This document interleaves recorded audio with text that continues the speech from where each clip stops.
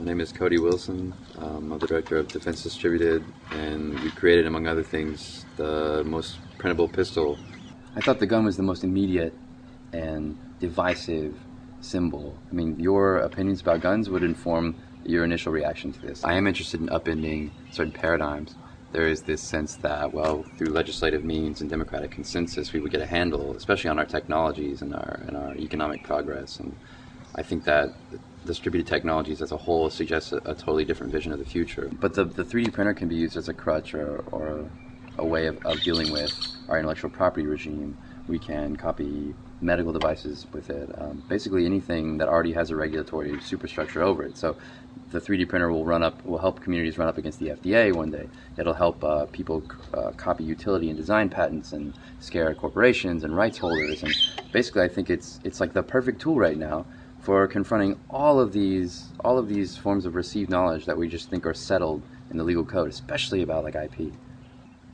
The public and the media are collusive in the sense that like they're all participating and anticipating a fatal outcome, especially the media.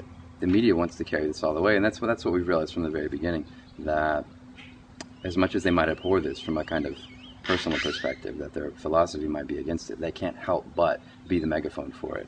We relied on telling our story through them because they couldn't not tell it.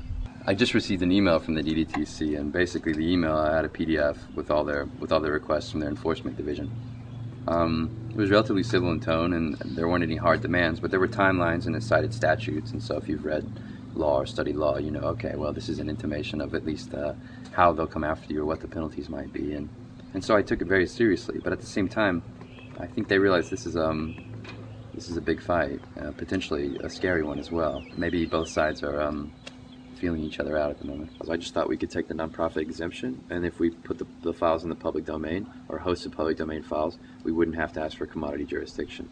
And so this is a political reprisal because it's very unclear if we ended up actually having to ask them for permission. I mean, it seems clear to me that even if the Fed is within its rights as somehow like prescribed, that this is increasingly like an unworkable way of thinking about authority, especially like controlling data online. The minute the Feds went after the files or claimed some control, the minute the internet seized them and drove them to every corner. In fact, they're some of the most seeded files in the Pirate Bay ever.